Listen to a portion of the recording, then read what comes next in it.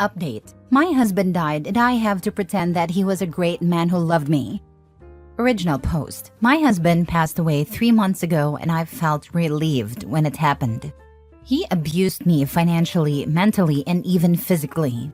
When I got pregnant, he convinced me to quit my job, promising that he would take care of me. From that moment on, I couldn't buy anything without his permission, not even a single cream. Even when I had a little money of my own, I still had to ask him before buying anything. What was mine was his, and what was his was also his. I stayed because I still loved him and had nowhere else to go. I had such low self-esteem that I let him walk all over me. By the time I stopped loving him, he had already had his first affair. He made me believe it was my fault because I didn't want to have sex for months after giving birth, which had left me torn and required stitches. I was already planning my escape, saving money little by little while working from home, since he wouldn't let me work outside due to his extreme jealousy. I wanted to save enough to hire a lawyer. He was having another affair, this time with a male friend of his, which at least kept him busy and away from me. I didn't care anymore that he was ignoring me. I wanted him as far away as possible. I knew about the affair and could have caused a big scene, but I didn't. I kept quiet and focused on my escape while he and his lover continued their secret relationship. I felt nothing but disgust for my husband. Then, my husband died in a way I never would have expected. Now he's being treated like a martyr. When someone dies, do all their sins just disappear? Because even my family who knew about his affairs and the way he manipulated me now talk about what a good man he was and say we shouldn't speak ill of the dead. Everyone around me talks about how beautiful our relationship was. His family goes on about what a great man he was and how he always focused on providing for me and our child. His affair partner even hugged me at the funeral, saying my husband loved me. His friends kept talking about what a wonderful person he was. They all act like he was some kind of saint, saying he's now an angel in heaven. I have to pretend to be sad. The day he died, I cried a lot, but it wasn't out of sadness. I cried with relief because I felt free. It would have taken me many years to save enough for lawyers with my small business, and he would have made my life a living hell if he ever found out I was hiding money. He told me so every time I stood up for myself. But now, I have the house. I have everything. I receive monthly widow's benefits, and I have full custody of my children. I've started seeing a psychologist, and everyone thinks I'm doing it to cope with grief. But that's not the case. I'm doing it to heal from the abuse I suffered.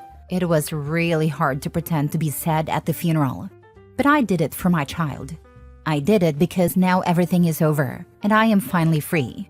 If I had made a scene, my ex-mother-in-law would have tried to take everything from me. She was just like him. But now I'm just the sad widow who needs help in their eyes. The clueless widow who didn't know anything. That's what's allowing me to be free and keep what I deserve. Edit. We are not from an Islamic country and here same-sex couples can live and marry freely. He cheated on me with a man, just like he cheated on me with a woman. I guess he was bisexual. Now for the top comments before reading the update. I'd sell that house and move far, far away from his family. For now, I can sell the house, but in the future when I get a better job, I plan to move and finally cut off contact with them. For now, I can only move away little by little. Here there is a law that prohibits preventing grandparents from seeing their grandchildren. I had already left my ex when he died, but I was still so relieved. My son was a toddler, and with that abusive POS gone, I wouldn't feel that fear of him hurting my son or breaking no contact order again and hurting me. My son never needs to know what his dad was. And of course, I was relieved there would be no more victims. I still have a hard time receiving condolences. The man tried to end me and would beat me over something as minor as spilled coffee. I empathize with what you are experiencing, the relief and the secrecy you keep around your feelings. But I'm happy for you. I'm happy for your loss. You deserve nothing but peace. Why is it when abusive/horrible people die, we pretend they were good people, when we know they're rotten and the world is a better place without them? Why can't we be truthful? My dad recently died after 60 years of marriage to my mom. I'm kinda glad I had an emergency and missed his memorial service where hundreds of people showed up to talk about what a great inspiration and pillar of society he was. To me, he was a wife beater, a cheater, a child abuser, a narcissist, and a household dictator. I am looking forward to my mom's last years without that albatross around her neck. Somehow she still mourns him a little, but I think she is more relieved than sad that he is gone too. Solidarity, OB. You were not alone. I've experienced the same thing. My late husband was an a-hole. When he died, I found 120K in debt, amphetamines, benzodiazepines, and a lover. When he died, I and my children were free. I kind of kept my mouth shut for the sake of his mother, but everyone else knew he was a jerk. Not speaking ill of the dead is horse dung. The trauma and pain they cause does not disappear when they die. Not speaking ill of the dead just supports old legacy BS. Screw that. Is it great that you can't defame dead people? No one can sue you. Not their family, estate, or friends. No one can sue you for saying bad things about a dead person. It doesn't matter if it's true or not. You can't defame the dead. So say what you want. Say it quietly. Say it loudly. Put it on a billboard. Put it on flyers and pass around the neighborhood. Now for the update. It's been several weeks since I last posted, and I didn't expect my post to end up in other places. Honestly, I had completely forgotten that I posted here, but a few days ago, my late husband's lover and friend visited my house, saying he had found my post. I didn't expect him to find this, and it scared me a bit. One of my sons let him in, and since I hadn't heard a doorbell, I had no choice but to talk to him to avoid making a scene in front of my kids. I also wanted to hear what he had to say. Once we were alone, he told me that he knew I was aware of his affair with my husband because of a post I allegedly made on TikTok. However, I never posted anything on TikTok, so I think someone else must have uploaded it there. He admitted that my husband wasn't the best spouse, but insisted that he was a great friend and hard-working man, respected by everyone. He said that even his family misses him terribly, and that despite his mistakes, I should let go of the past and stop digging into it, claiming that we're all better off that way. He kept insisting to the point where I felt intimidated. His attitude reminded me of my husband, and it was the first time I had that feeling with anyone other than him. I usually have no problem talking to men, but this situation made me feel like I was on the verge of a panic attack. He's clearly scared that I'll reveal everything. He's gay, and I don't know if he has a boyfriend, but perhaps he does, which could explain why he doesn't want me to say anything about the affair. I've been a submissive woman for years. My ex-husband turned me into a fearful person, someone I wasn't before.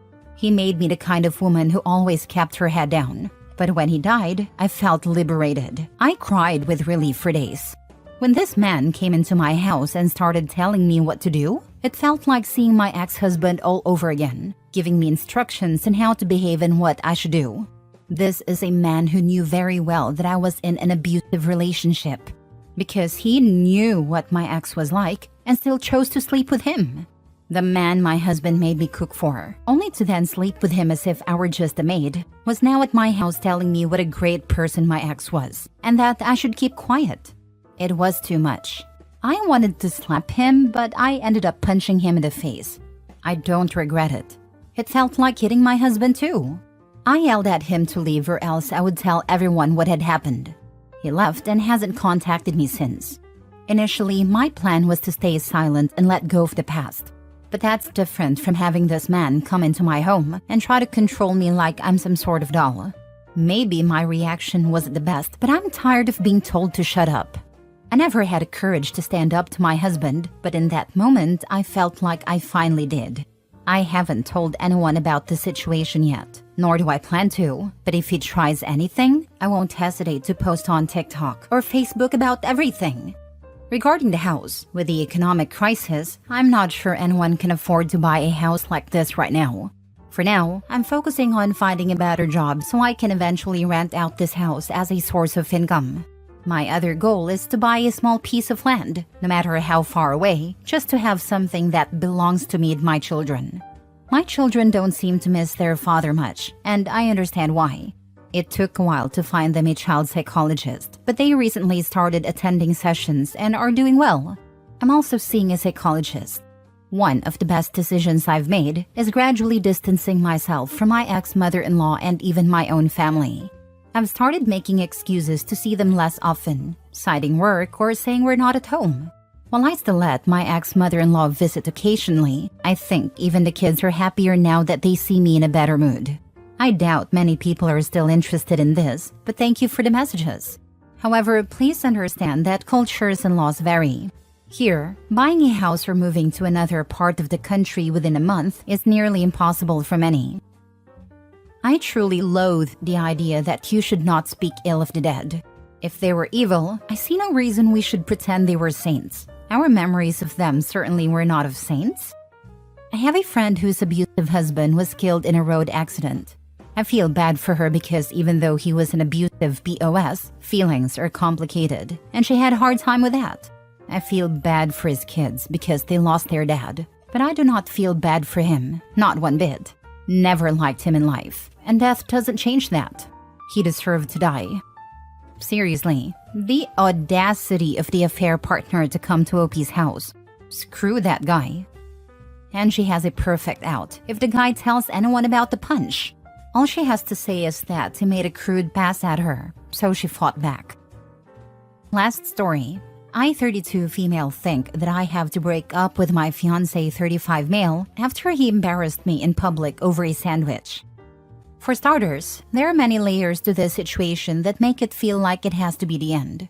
My partner and I have been together for over 9 years, and honestly, the first 4 to 5 years were great. I had never felt this way about anyone in my life, but things started going downhill after that. I began to realize that he always had an excuse for not helping me with cooking or cleaning, no matter how much I begged for help. He started making me feel like visiting my family was a burden on him, making snide remarks the entire time, and turning every trip into a miserable experience that left me in tears. I know it might sound dumb, but I've even started having panic attacks because of how much he ruins the holidays. He doesn't communicate in a healthy way, and seems to wait until the last possible moment to apologize, if he even does. I've been at the last straw point for a few years now, but I always end up forgiving him because, well, I love him. It's like that saying, when it's great, it's really great, but when it's bad, it's really bad. Now, let me tell you about what happened a few days ago when he lost his temper in public, over a sandwich. We both had a day off, so we decided to run some errands and then grab lunch at a sandwich shop. Honestly, the first half of the day was fine, but everything changed when it was time to eat. We walked in, and because it was noon, the place was packed. Unfortunately, there was only one person working, so we had to wait in line for about 20 minutes. It was frustrating, but I try to keep things positive because I know he gets irritated easily. While we were waiting, we overheard the employee tell other customers that some ingredients were either out or had gone bad. It might have been due to the hurricane the week before. While we didn't get hit too hard, some areas lost power, but I'm not entirely sure what was going on. For a bit of background, I had an ex who used to work at this particular sandwich chain, and he introduced me to a sandwich I've loved since I was about 18 or 19. I introduced it to my fiancé, and we've always ordered the same thing whenever we go there. Finally, it was our turn and we started our order. Bread, meat, cheese, then into the toaster. When it came out, I asked for lots of spinach. The employee looked at me and broke the news that the spinach had gone bad. Bummer, but it wasn't the end of the world. Or at least I didn't think so. My fiancé standing next to me suddenly exploded. Are you freaking serious? Dude, F this sh*. She did this on purpose. We're freaking leaving. Come on. He then stormed out, leaving me standing there while everyone in the shop stared uncomfortably, like watching a Karen meltdown. Except it was my partner causing the scene. Just to add, I have extreme social anxiety, and he is absolutely aware of how severe it is. I stood there and quietly told the employee that he was upset, and we might just head out. That's when she said, "Nah, if you leave, I'm calling the cops." My anxiety went through the roof. The cops. What? I checked my phone, and my fiancé had texted me, "Get that food and we're done." So now, not only were the cops potentially involved, but I was also apparently getting broken up with. I texted him back saying he had left me in a bad situation and knew how bad my anxiety was. Meanwhile, the employee said, "I can't believe you would come in here, knowing we're low on ingredients, and waste what little we have." And honestly, she had a point. I was going to settle for lettuce instead of spinach. But now I was standing there, being blamed for something I didn't do. I got another text from him. Screw it. Find someone else to come and get you. Great. Now I was stranded. I finished building the sandwiches, paid, and tried to hide behind a bag of food, hoping he was still there. Thankfully, he was. Unfortunately, the entire ride home was awful. For 15 minutes straight, he screamed at me, blaming me for everything, saying I wasn't a team player, and that I had chosen my side. I was bawling the entire time. I haven't spoken to him for 3 days. He sent me a text apologizing, but honestly, I'm feeling fed up. I also have a family event tomorrow, but I guess I can't go because he has the only vehicle. So once again, I'm going to disappoint my family. I don't know, I'm just stressed out and unsure what to do anymore. If you've made it to the end, thank you for letting me vent. If you have any advice, I would really appreciate it. I think this is a wonderful wake-up call, telling you that you need to be done because this isn't how you want to be treated by your partner. She's in an abusive relationship, and if she marries him, it will only get way worse. He's already isolating her from her family. Having one car was by design. He threatens to leave her in public. She needs to go to her family and break up with him over text and have them get her things for her. He's dangerous. OP, I was with someone for 10 years who did this multiple times, among other horrible things. I've been divorced from him for 20 years, thankfully. Please get out of there, but be careful because he sounds unhinged. For me, it was just 3.5 years and it was absolute hell. The first year was good, and then it was just like what OP was describing. Absolutely awful. One time, he literally drove off because he didn't agree with me being polite to someone, and I just stood there. He would pull this crap for family events too, even during a freaking funeral. No. OP, get out. I loved this guy so much, I thought I'd marry him. And I'm thankful I caught him cheating, because I was holding on to straws too, forgiving him over and over. The situation you just described would be one-on-one what my ex and I would be like. And it's really not okay. I've been without him for some years now, and I feel relieved and liberated every single day. It took me literally over a year to stop being surprised that no one started screaming at me or people around me when stuff like you're describing happened. All of this is unacceptable. You are not responsible for his behavior, and a clerk, who had every right to be angry at him, had no right to threaten you with the cops. Dump him, but don't go back there. Do you know what the cops say when they get called out to a restaurant because someone has decided they don't want an order? Because they were informed after the order began that an essential item is not in stock? They say, "Why the hell did you call us out here? You did nothing wrong." Updated. My sister and mother demand I watch their new baby 3 days a week.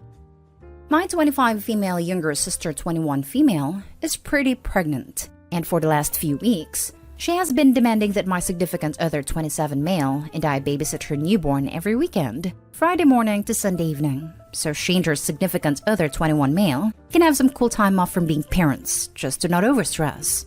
Each time, I've laughed at her and shut it down with a quick, "Nope, I won't be." And she gets mad I'm not helping her out. Yesterday, she got our mother involved, and Mom called me and asked me why I was being a self-centered witch and so selfish and that she didn't raise me this way. I told her I'm a grown woman with my own house and life, and that if I wanted to watch kids as a second job, I'd freaking have some. She sputtered out something about me being a horrible person, then hung up on me. My significant other and my one aunt 100% is with me. However, my mom, dad, and the other 900 family members and friends, they got involved, are calling me out on Facebook and blowing up my phone. Quick edit for a few of the same comments coming up. My mom knows the full story for what my sister is asking. She essentially did the same thing with me when I was a bit older. She sees no issues with my sister getting this as well. I've never had a good relationship with my family, besides 16 female sister, aunt, and grandparents. I talk to mom, sister, dad, maybe twice a month. Now for the top comments before reading the update. Your mom, dad, and the other 900 family members can watch their kid then. Problem solved. This. Tell them to freaking do it themselves. They as grandparents need to be doing it for their grandkids, not you. I am a grandma of 3 and another one in November. I take the kids whenever I can have them, but that is my choice. Stand your ground. You don't get weekends off from being a parent. Paraphrasing another saying I've heard, raising children is like fighting a gorilla. You don't get to stop when you're tired. Lol, what? So let me get this straight. Your sister and her significant other are having a baby, but they want every weekend off so they can have fun while you watch their child? Every weekend? Yeah, sounds like they should have thought twice before getting her pregnant. That is not how that works. I had my son at 21, and guess what I did at most weekends? It's called being a parent. Ridiculous entitled nonsense is what I'd call your sister's behavior, and I absolutely fail to understand why your family's agreeing with her. If your parents think she should have every weekend off, they can watch the child. Oh yeah, my cousin has 3 kids, and guess what she doesn't have for the past 12 years? Right, a free weekend. Everyone is lucky if they have grandparents to watch the kids for an afternoon. But if you sign up for the little ones, then you know that some freedoms are gone for a while. To be fair, a free weekend every now and then is very nice, and I would have gone bonkers during 12 years without one. I don't think it's unreasonable to ask for a favor sometimes. But I ask my friends and family if they could possibly watch the kids for an evening or the weekend. Occasionally. Like someone who's well aware that this is a favor. What sane person expects someone else to take care of their child every weekend? Given the fact that mom immediately had her back on the idea, I'm going with someone who has probably gotten away with making various unreasonable demands a lot in the past 21 years. And now for the update. Hey everyone! Thank you so much for the support on my last post. Thought I'd share an update and answer some questions now that the baby's here. A lot of comments mentioned that our mother and sister probably spun some sort of tale about how I was just refusing to help, period, not take over 45% of parenting. And, well, no. Those who I spoke to knew the entire story. They agreed that 2 21-year-olds need a break from parenting. Our mom did it with me, so why shouldn't sister get the same courtesy? Whenever family/friends message me about babysitting, or give me crap about it, my favorite response has been, "You're right, I am selfish/responsible/whatever, and probably not fit to take the baby this weekend. But I can be sure to let sister know you volunteered your time this week to help her out." Funny enough, everyone seems to have some generic excuse as to why they can't or won't. I worked all week, it's my wind down time. Not my child, not my responsibility, but somehow it's mine? In my all-time favorite response, it is your responsibility as the oldest to ensure your siblings don't make mistakes. And if they do, you take responsibility and don't let them ruin their lives over it. They're still kids who need to have fun. You had your turn. People of AITA and r/entitled parents, please take a moment and reread that last response. What would your reaction or response be? Baby has been here just under 2 weeks now, and my sister, her significant other, and our mother have left multiple messages and voicemails about when they will drop the baby off, their expectations for when I have the baby, routines, etc. And besides a quick "not watching your baby this weekend," I have not answered or responded about it. Then my significant other and I took some advice and invested in a doorbell camera and a few others around the house. And as most of you called it, my mother and sister attempted to drop the baby off at my doorstep 6 days after it was born, knocked, and tried to run. I spoke through the doorbell and told them they have exactly 2 minutes to pick baby back up, or I was calling CPS for abandonment. My younger sister, 16 female, called me about an hour afterwards, explaining that our mother had attempted to leave the baby with her as well, but it only earned mommy a dirty look, while youngest sister simply stepped over the carrier and walked out of the house. She has been staying with us since. Significant other and I have spoken to younger sister to see how she would feel, and we have a meeting with a lawyer to see if we have any ground to stand on for sister to come and live with us permanently, as our parents are threatening to call the police on my significant other and I for kidnapping/holding younger sister as a hostage. Oh, before I forget this level of beautiful pettiness, our aunt, the only one who has supported us, surprised younger sister, significant other, and I and took us out to her cabin for the weekend, where youngest sister posted pictures and tagged our mother, sister, and her significant other. Man, such an amazing weekend. Sure wish you guys were free to join. Edit. A few commenters mentioned wanting to know more about the doorbell reaction, so neither of them knew about the doorbell. It was a mix of shocked Pikachu and some kind of ragey raccoon faces, that they didn't just get away with it. My mother started to argue, but I cut her off by starting to count down. My sister quickly picked up the baby and they both left without another word. I would highly recommend that you consider calling CPS and reporting that they even attempted to leave a 6-day-old child with you via Ding Dong Ditch. Hopefully this was the last of it, but have it reported and on file. So if it continues, there is a pattern of neglect there to back your side. Absolutely. I'd turn over the doorbell video as all the evidence they need. That girl should not be allowed to care for that child. I have a feeling something awful is going to happen to it, and they're going to blame Opie for not taking on some of the care. What awful people to have as your family. I'd include copies of the text messages and emails where Opie clearly stated that they would not watch the baby this weekend, and then a clip of them dropping and running away. What if Opie and their significant other had left for the weekend to avoid them, instead of installing the camera? Who knows how long the baby could have been laying there before they were found? The fact that you're taking your younger sister shows what a wonderful person you are. I hope everything goes well with the lawyer's office. Please add a second update about how your appointment goes. Agreed. She doesn't have to worry about her 16-year-old sister becoming an involuntary nanny. Bonus? It also frees up Opie's mom to watch the grandbaby on the weekend. Because now Opie's helping with a kid, just not the kid they want. This is crazy. How the hell do you just drop off your newborn? I had both my kids by the time I was 21.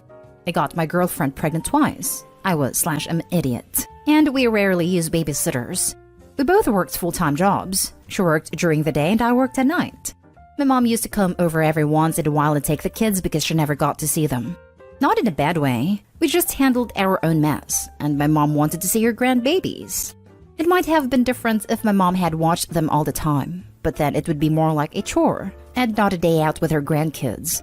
They need to grow up. And your younger sister deserves a chance to be a kid, not a live-in nanny for her lazy sister. Now for the last story. Am I the a-hole for not sharing my nanny with the family? First of all, I do not have a nanny.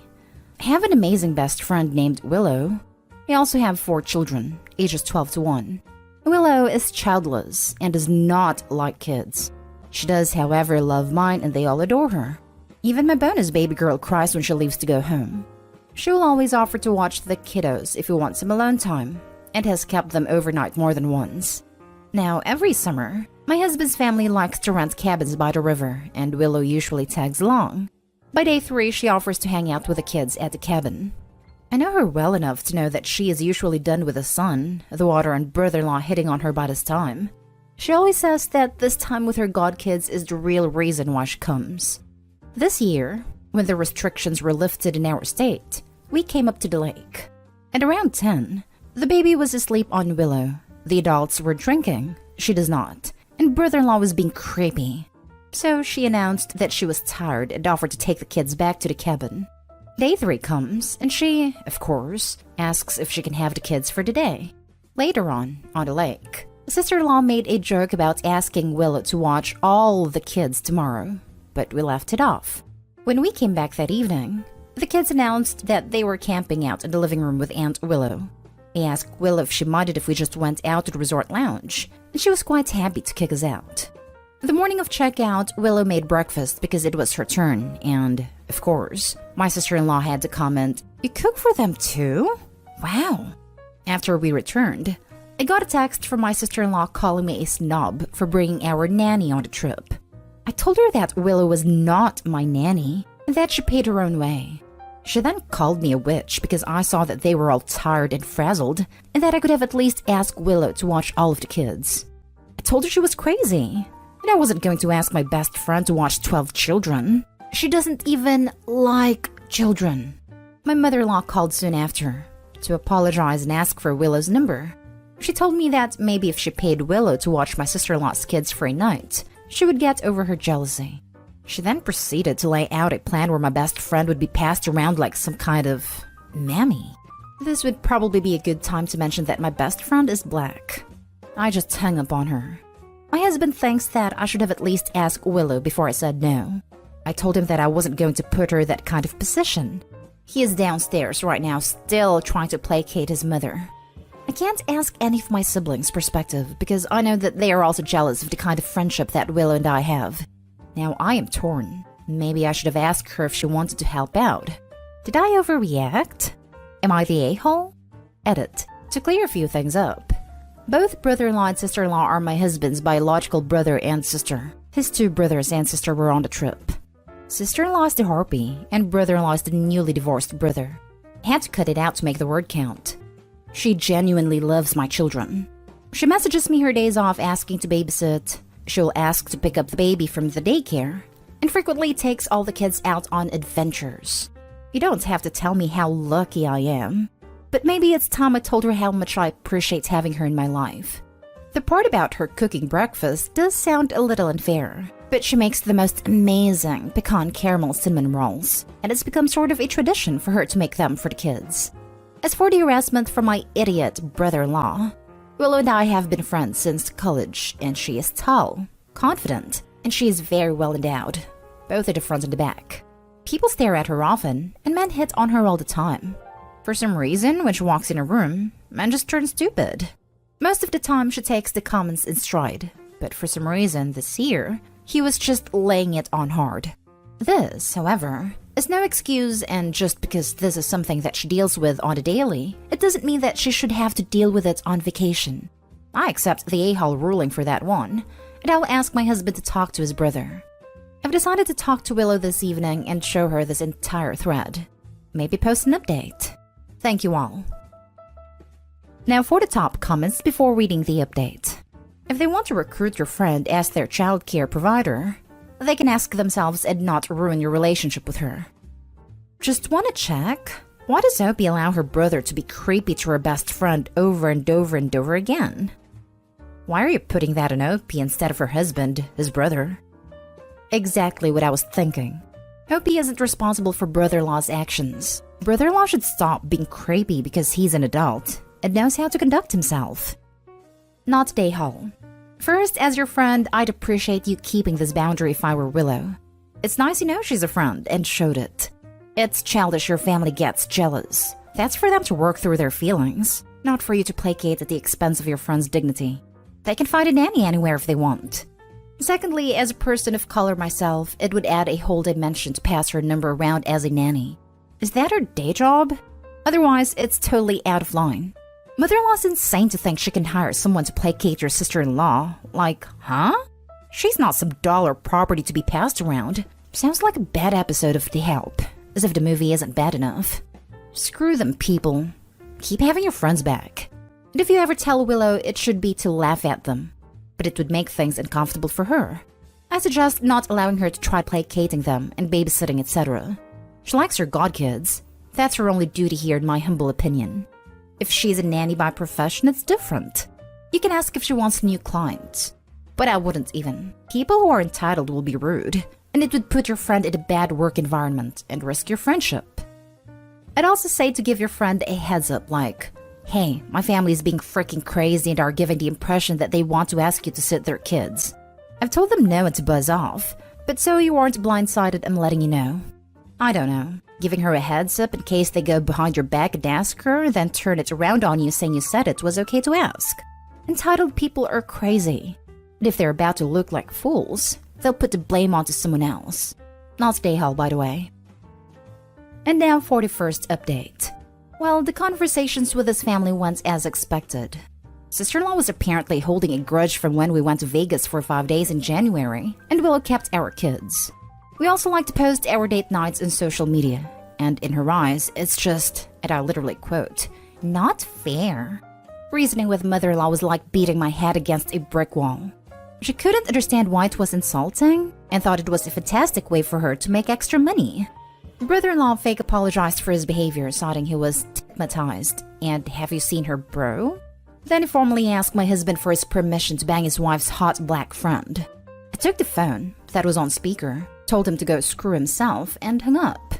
I meet Willow in a couple of hours, and I'm so guilt-ridden, anxious, and just plain angry at myself. I'm not going to say anything. I'm going to hand her my phone and just let her read a thread. And now for the final update.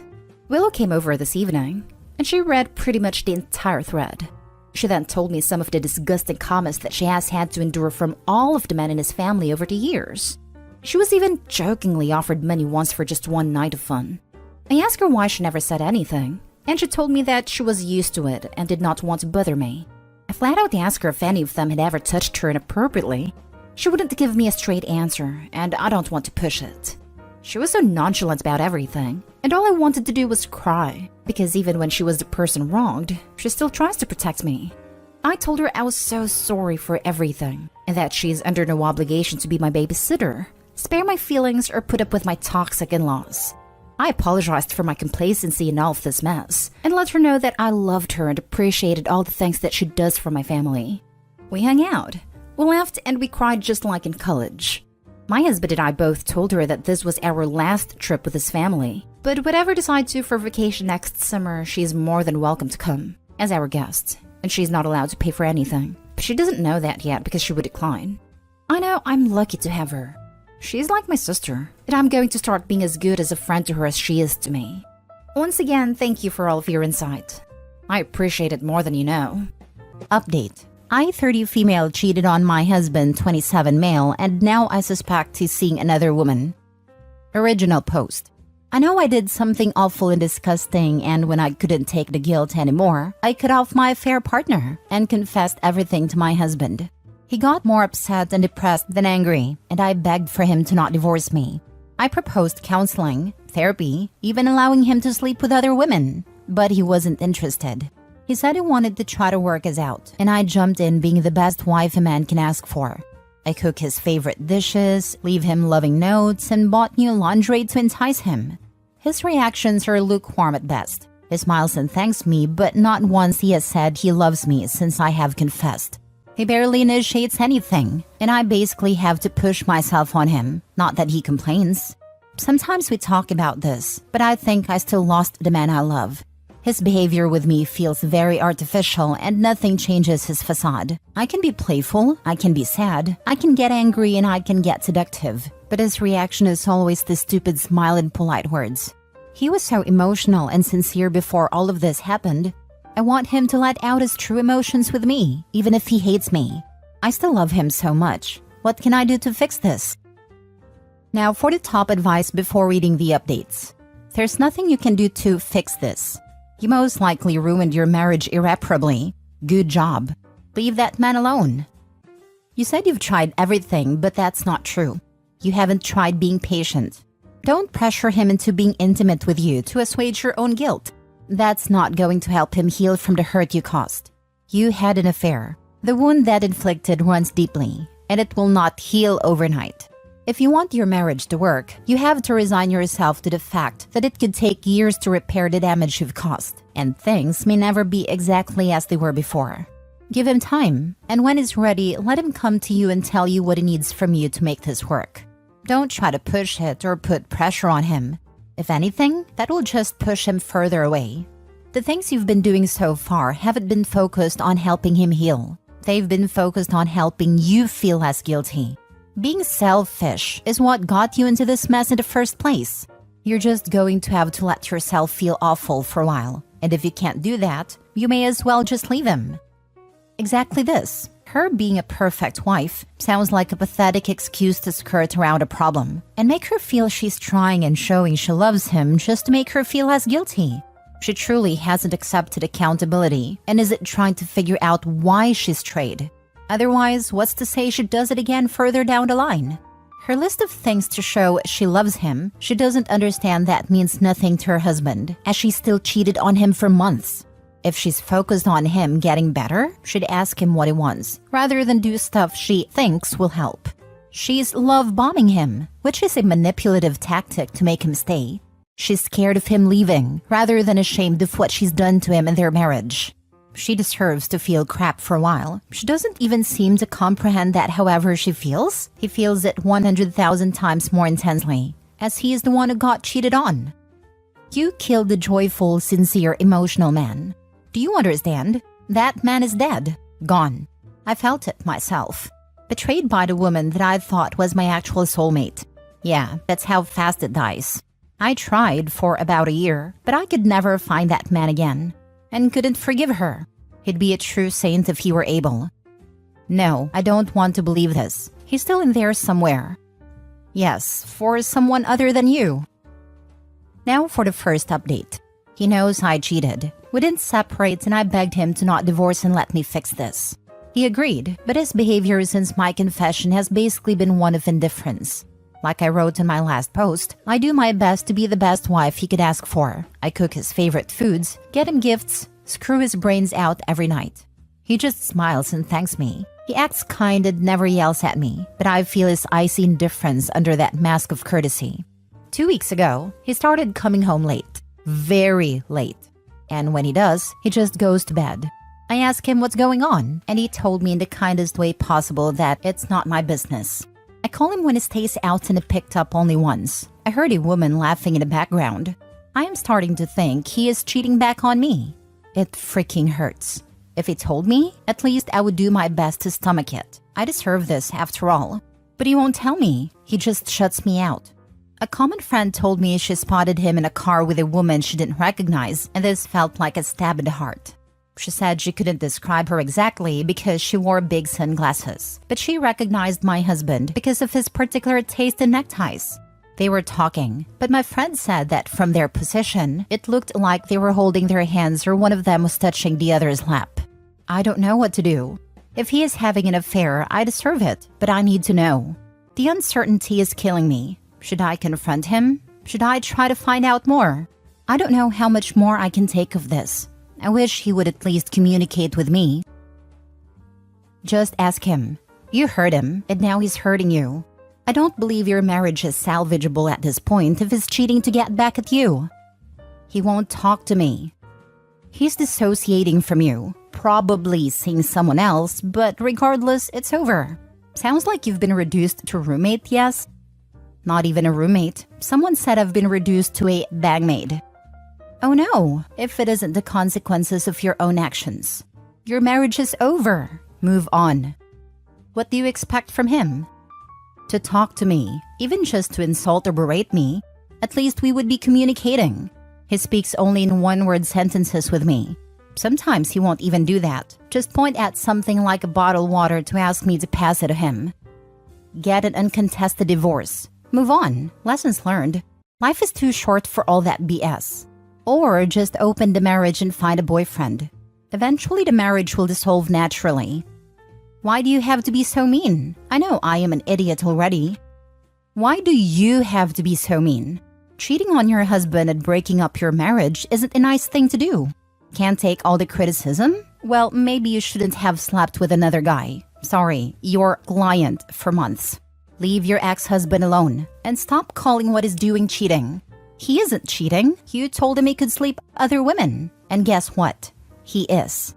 Don't like it? Should have kept your pants on. Leave him alone and stop forcing him to give you an answer. And yeah, you are a bangmaid. Sucks to suck. Now for the last update. He left me and he was cheating on me. I did like you guys said and begged him to talk to me. He didn't want to, but I cried and yelled so much I puked all over. He got softer with me. He helped me clean up and we talked. I asked him if he was cheating on me and he said he was talking with someone but didn't do anything with her. I asked if she was the woman my friend saw him with. He thought on it a little but said no. It was another woman whom he met a month ago in his office. I asked him how could he and said I gave him permission. And he didn't do anything besides unloading his problems and our situation with her. But he played it like he was having a full affair, so I could feel what he felt. Especially because, according to him, I neglected him and made it obvious I was cheating on him. He said he was suffering and I was almost rubbing it in his face. I told him I wasn't doing it on purpose, and he said that makes it even worse because I didn't care at all. He said that everything I did after confessing meant nothing and just made him think I am selfish, self-centered, and lack any sort of self-respect. I asked him if we could work on myself and our marriage, but he said we can have counseling to sort ourselves out, but the marriage is over. He said he wishes no ill on me and decided to cut his charade because he could no longer bear see the woman he once loved suffer like that. But he said I am no longer that woman. I started sobbing again and he held me, but he kept saying no when I asked him that we work this out. I asked him what he was going to do, and he's moving out. He already found a new place. I asked him if he was going to live with that woman and he said he won't, but she was close enough. I asked him how he could pick a total stranger he met a month ago over his wife of 5 years. And he said his wife of 5 years no longer exists. He has to pick between two strangers, and that woman made a much better impression on him. I told him he was a fool, and he could not know this woman will probably use and dump him. He got harsh and said she's better than me for sure. He said he won't say to our families our marriage ended because I cheated, but because we grew apart, and that he will leave the house to me as long as I make the divorce smooth. But if I try to take him to the cleaners, drag it out, or cause any problem, he will tell everyone what I did and destroy me and my reputation.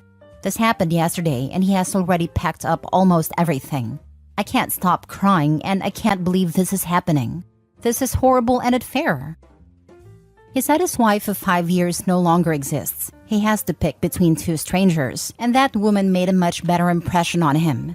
Damn, that's hell of a line. Husbands had time to mull over some good ones. Socrates said, by all means marry. If you get a good wife, you'll be happy. If you get a bad one, you'll become a philosopher. Seems that husband has had time to mull and become quite a philosopher. The husband wanted her to feel what he felt, but had too much respect for her or himself to actually cheat. I respect that, but must be tough when you're emotionally cut up. And then she wanted to drag him down, not realizing how she made him feel down during it all. People that ugly on the inside are convinced that everyone is.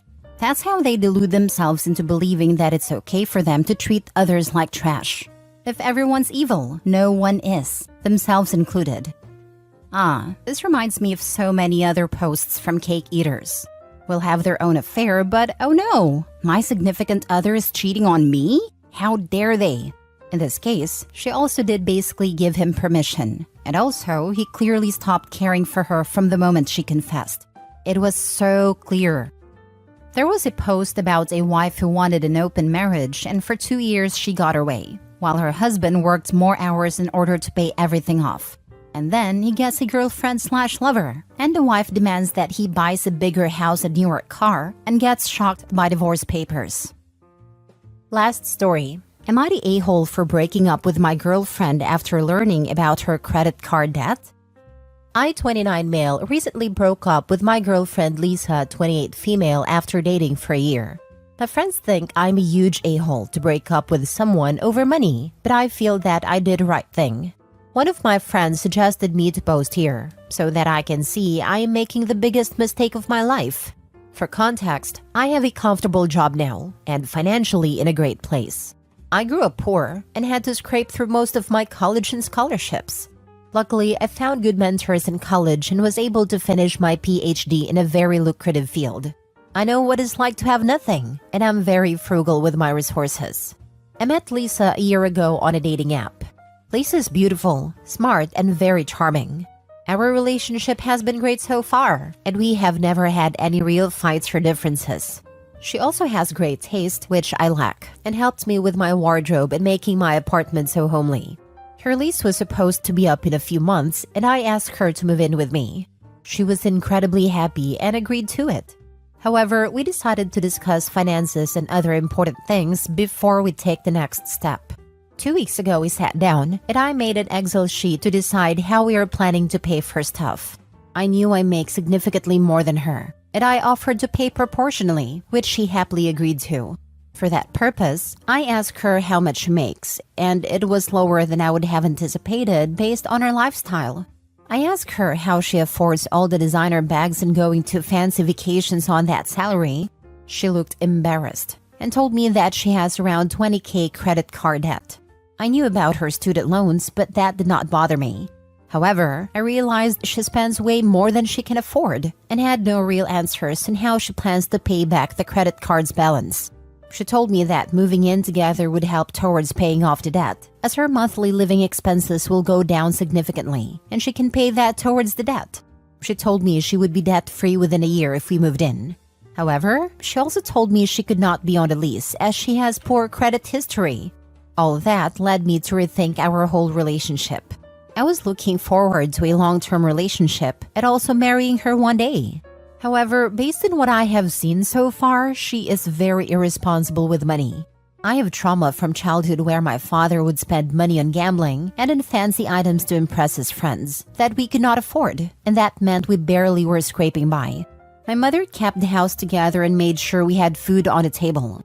I cannot be with a person who is so irresponsible with money and suffers like my mother did. I communicated that to Lisa and she was upset with me. She told me that she is not asking for handouts and she will take care of her debt. She told me that she made some dumb decisions years ago and is just caught in a bad loop with credit cards. She also said that she is willing to learn from me, as her parents never taught her about how to handle money. She pointed out things I learned from her that I lacked. She asked me to give her time, but I just don't think I can play the same role as my mother. We talked about it for a while, and I told her we cannot move in together until she takes care of the debt. She said she cannot afford to live on her own and take care of it. Finally, we broke up over that. She still wants to get back together, but I told her I need time to think. My friends love Lisa and feel that she's a perfect partner for me. They think she has made me into a better person, and I'm stupid to throw away a perfectly good relationship over something that can be fixed. I just don't think I trust her to change, and I know that eventually I will end up supporting her lifestyle if we get married, since money would not be an issue at that point for her. Am I the a-hole to break up over this, and am I throwing away a perfectly good relationship over money? Now for the comments. Here's the issue with her plan. It does not involve her forming a budget where she has a surplus. It does not involve her making sacrifices for her financial future. I would want to see the following from her. 1. A budget where she's in surplus. 2. Tracking her expenses and spending over the next 3 months to see whether she can actually stick to a budget where she's in surplus and paying down her bills. If you need to walk her through this, then help her do so. But do not move in with her to save money before she has developed the skills to manage her income by herself. You are quite right that after you marry her, problems will go away, and you will be responsible for her debts, and she'll feel unable to spend and make more debt because you will make the problems go away. This is a recipe for hardship in your marriage. I would do 1 and 2 and go from there. If she balks at trying this because it's harder than just moving in, just walk away. Not the a-hole. Your concerns are reasonable. Neither of us brought debt into our marriage, but due to some unforeseen circumstances, we ended up about $50,000 in debt. It took me a little over 2 years to pay that off. I agree, not the a-hole. She seems to think her spending problems will magically go away when her living expenses go down. But realistically, she'll just start spending more. Lol. I can testify that they don't change their spending habits. They will just operate under the sense it's not your income, it's our income. My ex-husband and I were in the same situation, but I was blinded that he would actually become a responsible adult. Boy, was I wrong. Don't make my mistake, OP. I've recovered, but it took me a year to get out from under the hole that was made. I made the same mistake, and the initial debt he told me about turned out to be the tip of the iceberg. My moving in was meant to help tackle that, but I eventually found out about 3 times more debt. We borrowed money from family, which I effectively paid back, and even then he went back to spending and accruing more debt. I wish I'd taken a far harder line, rather than trusting him to be sensible. I even found a credit card he'd somehow managed to take out in my name. I was very lucky to get out of the marriage more or less unscathed financially. OP, your partner may be useless financially and never figured out how to budget, or there may be something underlying driving the spending that needs nitpicking. I wouldn't blame you for making this a deal breaker though. It would be for me. Level of income, not necessarily.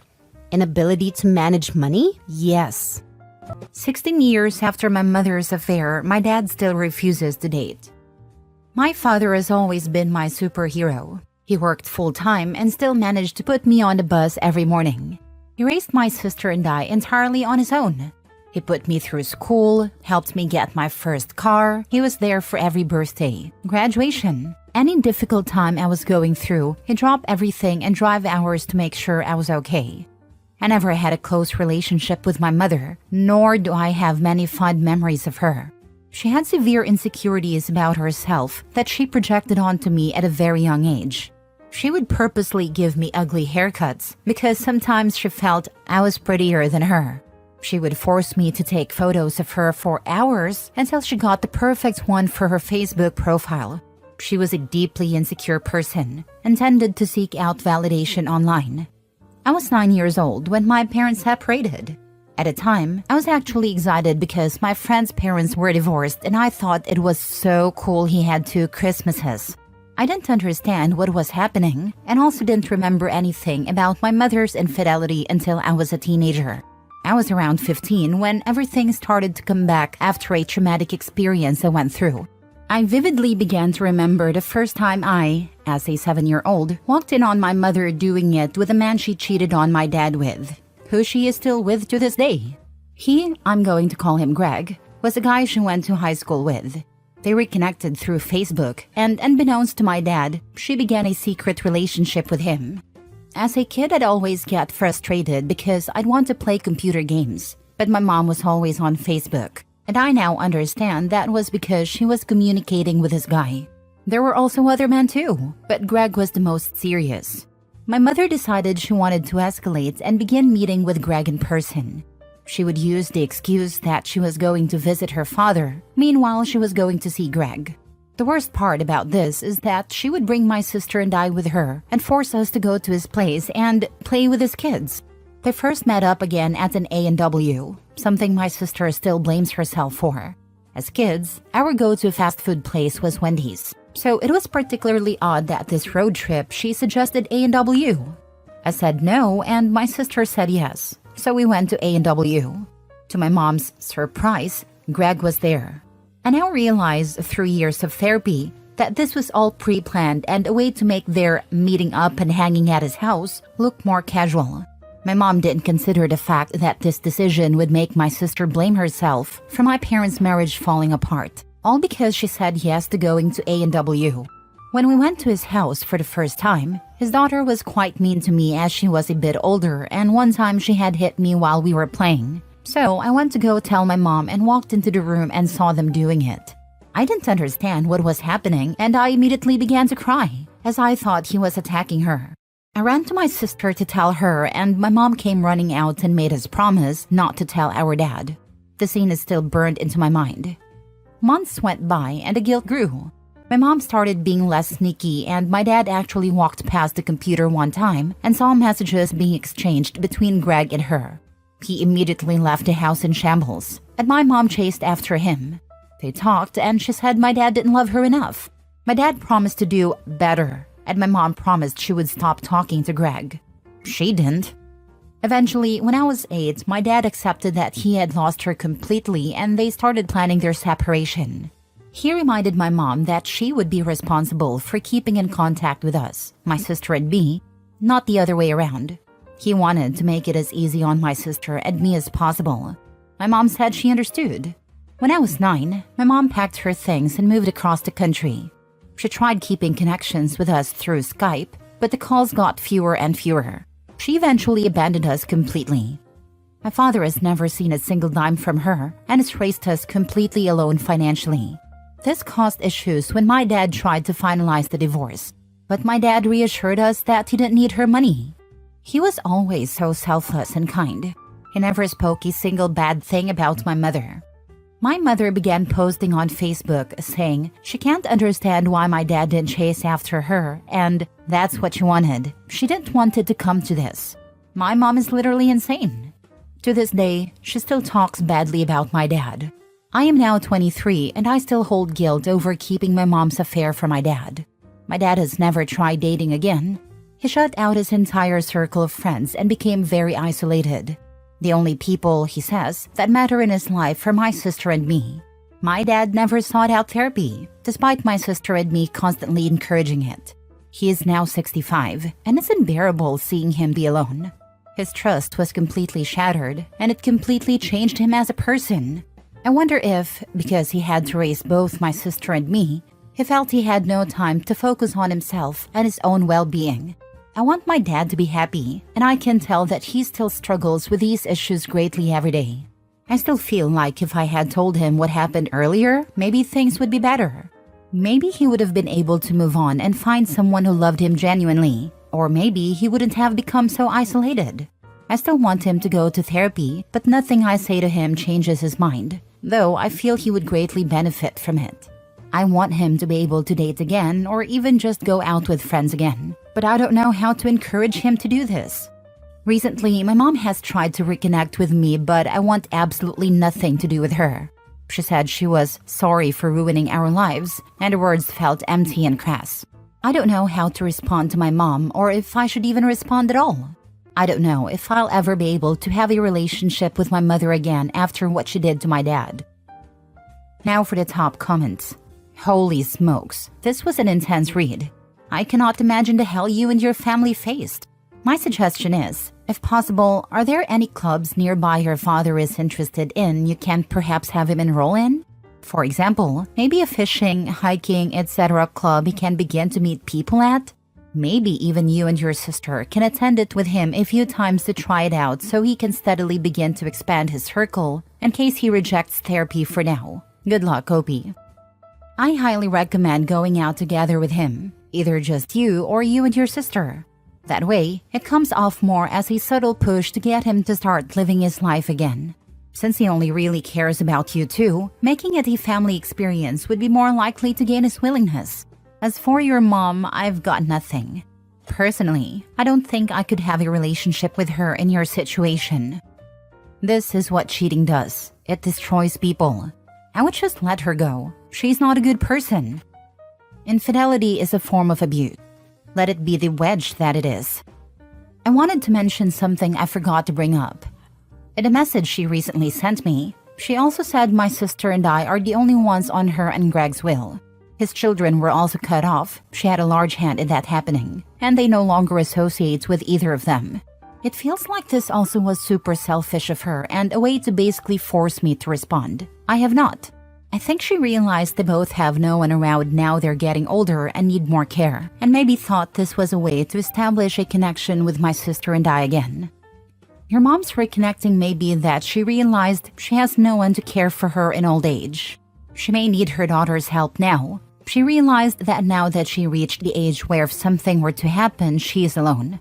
I would let her know you only have one parent, the one that didn't abandon the family.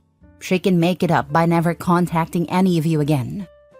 This is honestly definitely it. After my mom left and abandoned us, she encouraged Greg to also cut off his kids. He did, and they also lost contact with him and now want nothing to do with either of them. I am still in contact with his two kids, and they told me everything that mom also did to them. Next story. Am I the a-hole for refusing to forgive my mom and uncle for what they did to dad? When I, 23 female, was 9, my dad passed away in an accident. It was hard for me and my brothers, 25 male and 21 male, because all of us were very close to him. Mom was a stay-at-home mom, so suddenly she was without support, and things became really tough for us in the months that followed. After about a year, our uncle, dad's younger brother, contacted mom and began visiting us regularly. He took good care of us and helped out a lot. We all really liked him. Later, he asked mom out, and she said yes.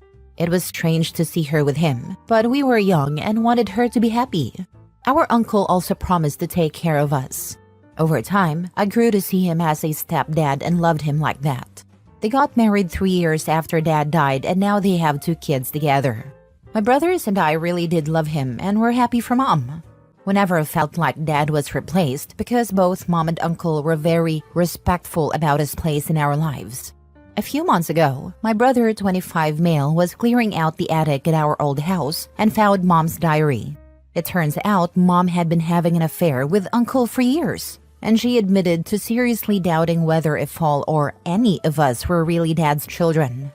It was disgusting to learn about all this so many years later.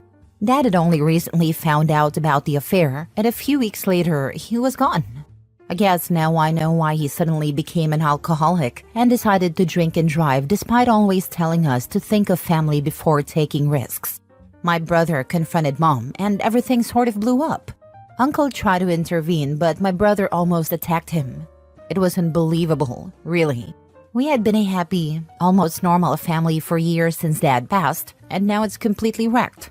Both my brothers have completely cut off mom, and any mention of them not being dad's children results in them hurling all sorts of insults at her. My half-siblings have become withdrawn and don't really talk to mom either. Most of our extended family is shunning her and our uncle. He keeps saying he just loved mom and nothing else. He even tried saying he loved us whether we were his kids or not, but it only makes me feel more disgusted.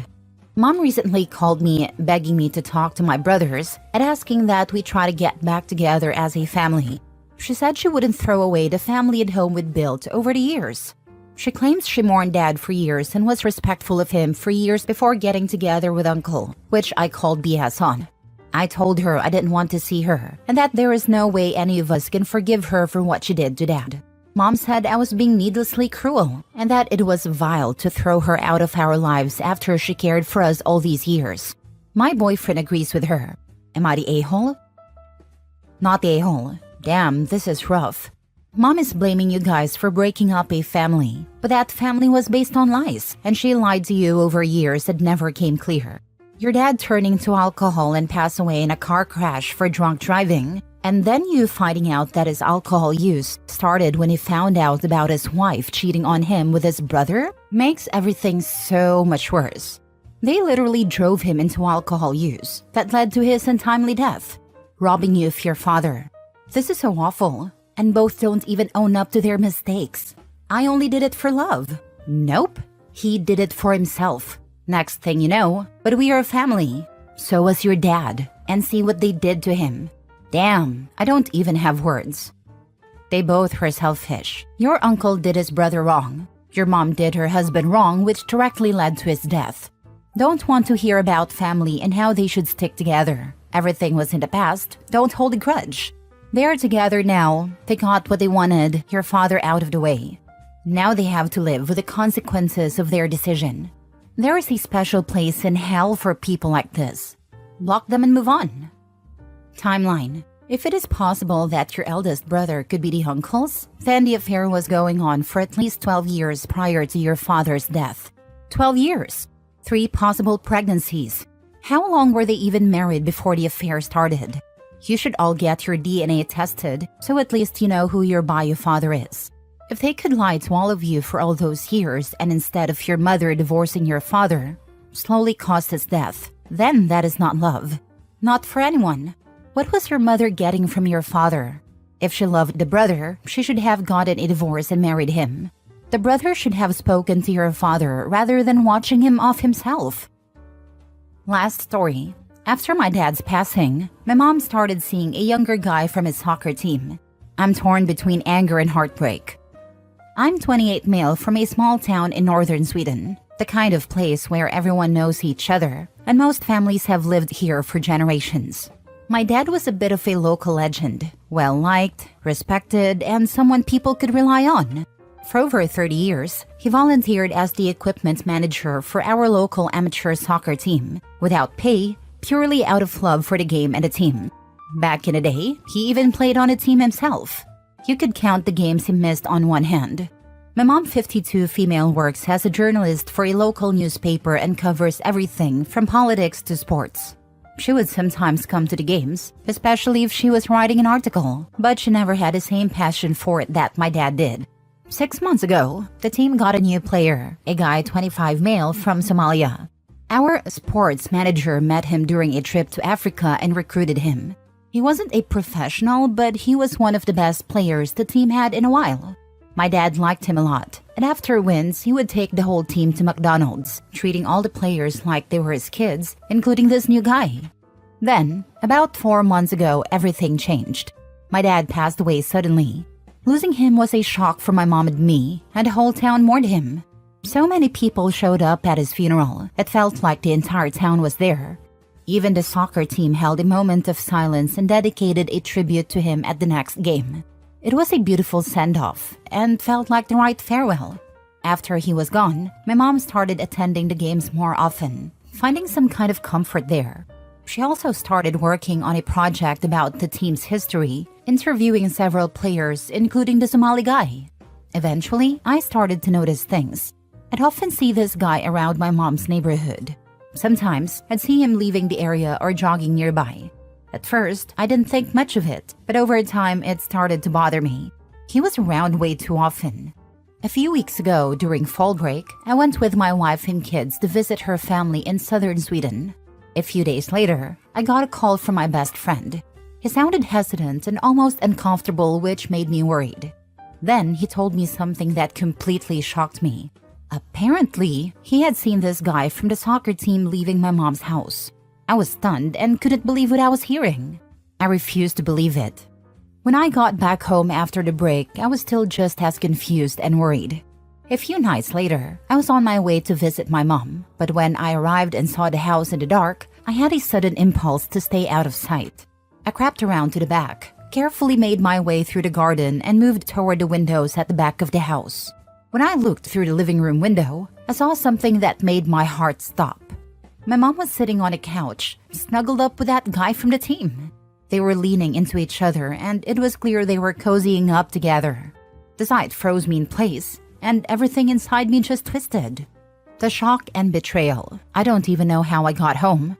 I've cried more in the past week than I thought was possible. I can't wrap my head around it. This is the same guy my dad had welcomed into the team and treated like a son. Imagining him in my dad's house with my mom feels like a violation of everything my dad built, everything he loved. I feel sick, like my dad's memory has been tarnished and disrespected, and he's probably turning in his grave. I haven't spoken to my mom since then. I feel like she's disrespected my dad's memory, and so did a guy. I'm devastated. Do you feel this way because of the timing? How much time has passed since your father died and this discovery? Is it also because of the age difference? Honestly, it's everything, from the timing to the very inappropriate age gap. This also feels deeply disrespectful to my dad's memory. He was a huge fan of this team, something that was really special to him and to us as a family. To see someone step into this role in his absence, especially with such a big emotional connection to my dad, feels like a betrayal on so many levels. I'm just shocked that this is happening so soon and that she's with this guy in specific.